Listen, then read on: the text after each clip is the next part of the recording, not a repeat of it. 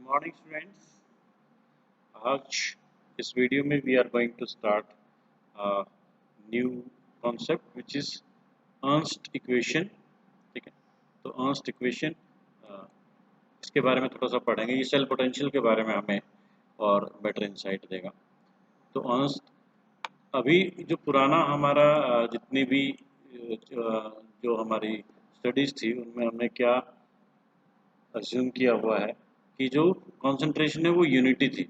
जैसे half cell है उसमें concentration of all the species, सारी स्पीशीज जो इन्वॉल्व थी उसकी यूनिटी थी, मतलब वन थी कंसंट्रेशन। तो ऐसा तो नहीं है रियल उसमें, तो कम भी होगी उससे। तो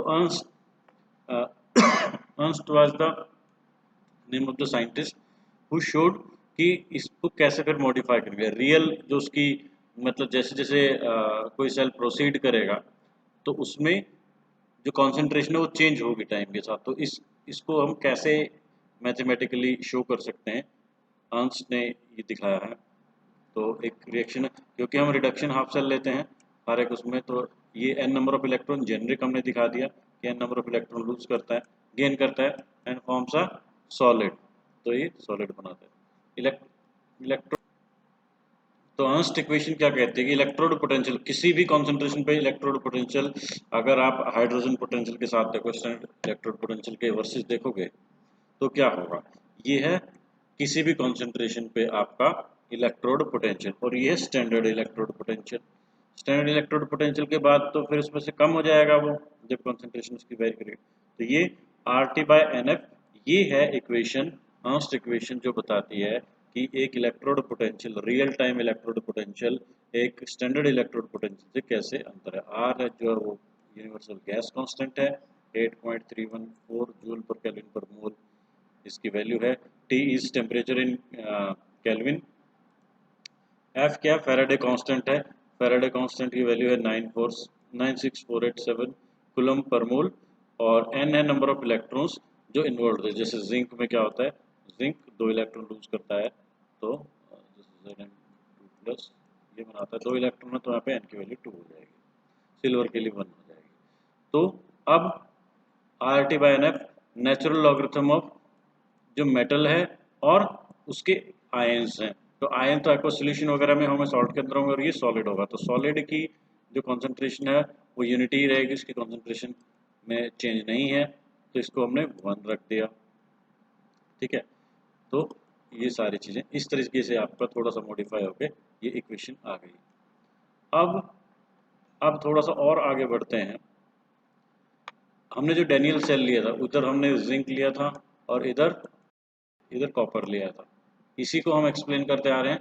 कॉपर के ऊपर रिडक्शन हो रहा था, ये कैथोड था और ये एनोड था। तो कैथोड माइनस एनोड, तो अगर कैथोड की रिएक्शन कॉपर वाले के लिए क्या होगा, अब हम दोनों को ही रिडक्शन की टर्म्स में लिखेंगे। ये हालांकि जिंक पे ऑक्सीडेशन हो रहा था, जिंक वाला zinc slash Z N 2 positive ऐसे हमने लिखा था, लेकिन बाय कन्वेंशन, क्योंकि मैंने बताया अगर हाफ सेल का इलेक्ट्रोड पोटेंशियल की बात करेंगे तो वो नेगेटिव में आ जाएगा, लेकिन हम उसको बात हमेशा रिडक्शन की फॉर्म में करेंगे। Cu2 पॉजिटिव पहले आएगा, फिर यहाँ पर ही आएगा।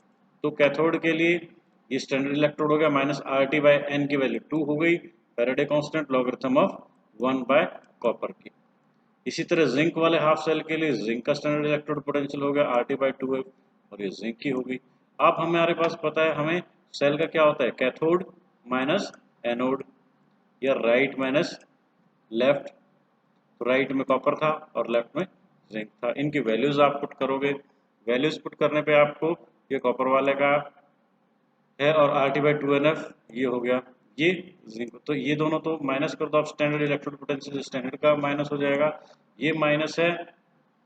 ठीक है, और वो आपका इधर जाके प्लस हो गया, माइनस माइनस ये प्लस हो गया। तो आर टी बाई 2F अगर लॉगरिथम आप निकालोगे तो जिंक बाय तो जिंक माइनस कॉपर का आपका आ जाएगा।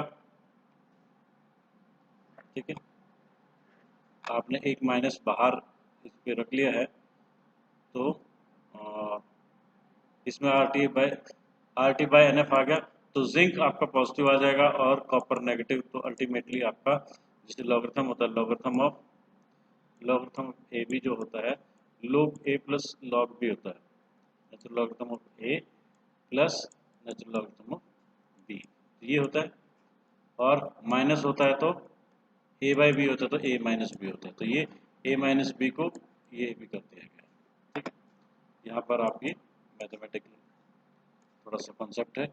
ई सेल, तो सेल का जो इलेक्ट्रोड पोटेंशियल होगा वो standard electrode potential minus R T by two F, और ये एनोड बाय कैथोड की कॉन्सेंट्रेशन से आएगा।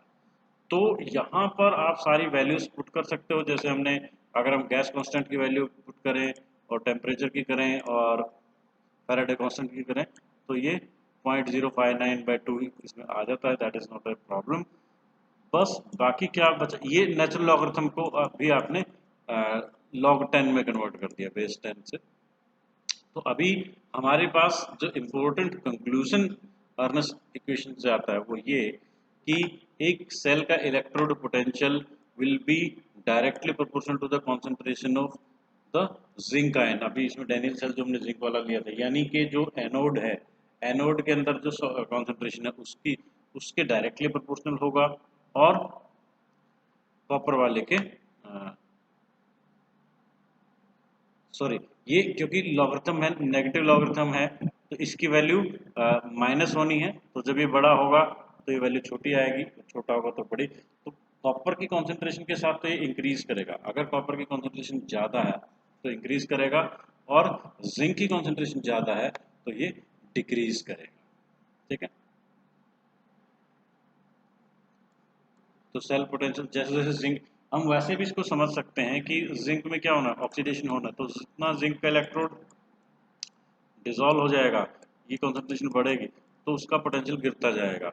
जबकि कॉपर स्टार्टिंग में मैक्सिमम होते हैं, तो स्टार्टिंग में ही उसका इलेक्ट्रोड पोटेंशियल मैक्सिमम है, फिर धीरे धीरे जैसे जैसे कॉपर कम होते हैं वो कम होता चलता है, ठीक है। तो इसी चीज़ को अर्नेस्ट इक्वेशन को आप अलग अलग उसमें अलग अलग सेल के लिए, ये निकल और सिल्वर का सेल है, तो इसमें भी आप सिंपल यहाँ पर इस तरीके से कर सकते हो। ये इन्होंने जनरलाइज कर दिया है, अगर ए है, बी सी सी, तो इस तरीके से भी आप एक जेनरिक इक्वेशन अर्नस्ट की लिख सकते हो। अर्नस्ट इक्वेशन एक जनरल फॉर्म में आप लिख सकते हो, ठीक है। तो this equation will help you understand the idea of electrode potential. Electrode potential क्या होता है और कैसे काम करता है, आप इसको इस इक्वेशन से समझ सकते हो, और go through it and learn it well. Thank you.